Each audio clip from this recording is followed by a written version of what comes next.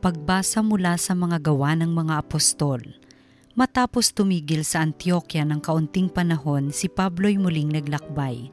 Ginaygay niya ang mga bayan sa lupain ng Galacia at Phrygia at pinatatag sa pananampalataya ang mga alagad. Dumating sa Efeso ang isang Hudyong nagngangalang Apolos na ipinanganak sa Alejandria. Mahusay siyang magtalumpati at maraming alam sa banal na kasulatan. Naturuan siya tungkol sa daan ng Panginoon at masigasig na nangangaral at nagtuturo ng wasto tungkol kay Jesus. Ngunit ang binyag na nalalaman niya ay ang binyag ni Juan. Siya'y walang takot na nagsalita sa sinagoga ng mga Hudyo.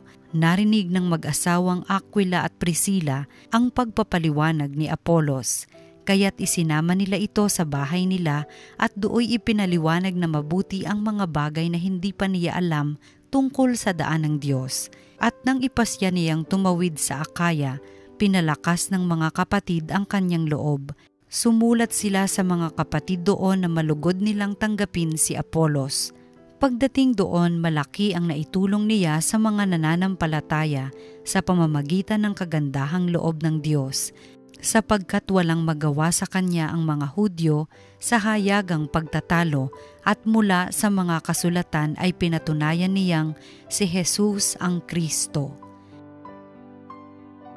Ang Salita ng Diyos. Hari ng sangkalupaan, Diyos na makapangyarihan.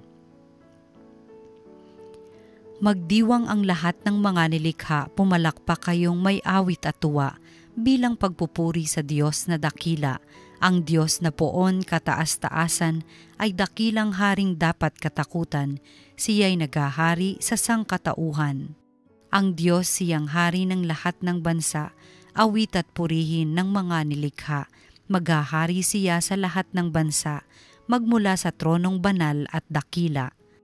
Sa mga hinirang ng Diyos ni Abraham, sasama ang madlang mga pamunuan ng lahat ng bansa sa sandaigdigan, ang mga sandata ng lahat ng kawal, lahat ay sa Diyos na hari ng tanan. Ang mabuting balita ng Panginoon ayon kay San Juan. Noong panahong iyon, sinabi ni Jesus sa kanyang mga alagad, "Tandaan ninyo, anumang hingin ninyo sa Ama sa aking pangalan ay ibibigay niya sa inyo. Hanggang ngayon wala pa kayong hinihingi sa Kanya sa pangalan ko. Humingi kayo at kayo'y tatanggap upang malubos ang inyong kagalakan.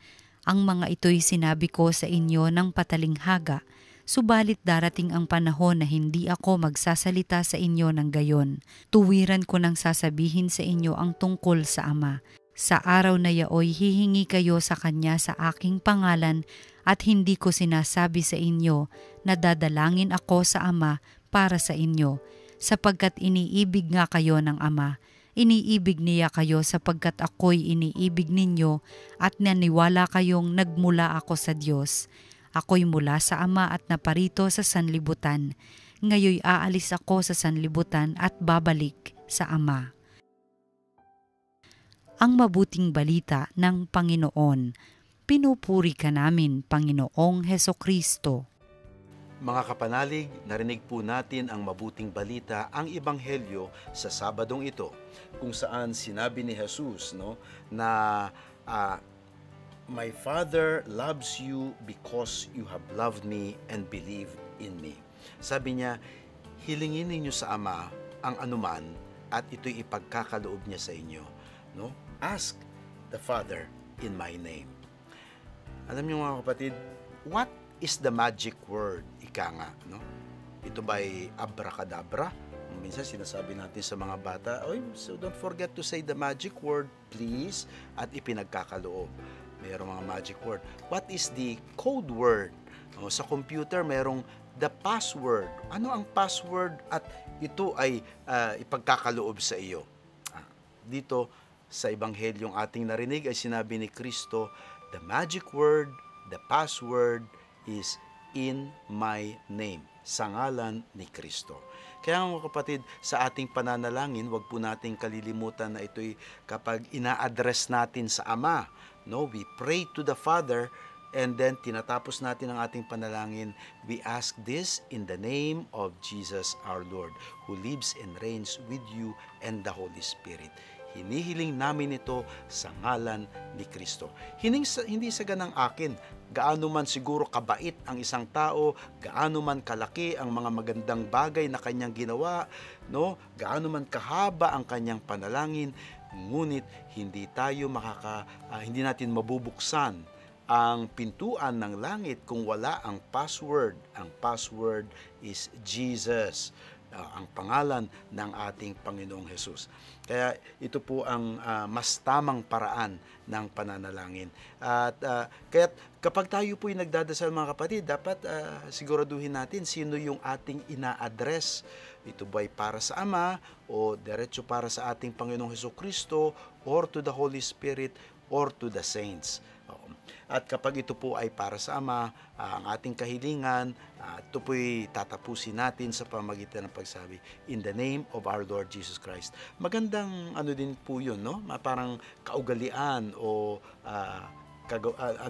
bukang bibig ng ating bukang bibig, no, na sinasabi natin ay in Jesus name. Pero wag lang po natin aabusuhin yung sa totoo at tamang paraan lamang, but always have the name of Jesus in our lips. Dito rin po sinabi ng Panginoon na may pagkakataon na hihilingin ko sa Ama ang inyong hinihingi, ngunit may pagkakataon din na hindi nakakailanganin, because point number 2, the Father Himself loves you. The Father Himself loves you. Mga kapatid, ito po ay isang konbiksyon na madalas nating nakakalimutan.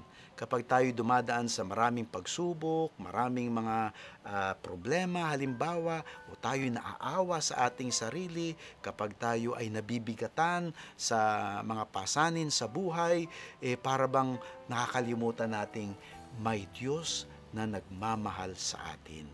Ang Diyos nagmamahal sa iyo. You are loved. And when you have that conviction that you are loved by the Father, then nothing can go wrong in your life. You will have to go through many things, but you will always be cared for and loved by the Father. At itong pagmamahal ng ating Diyos sa atin ay dapat nagpapatibay ng ating kalooban at nagpapatinag naman ng ating pananampalataya sa Kanya.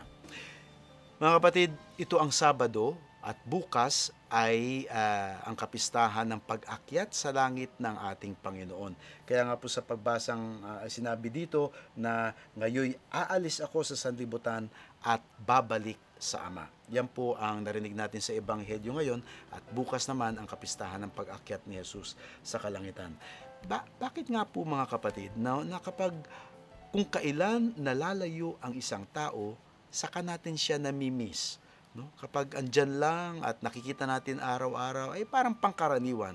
Ngunit kapag nawala sa ating piling, nawala sa ating paningin, saka natin siya namimiss.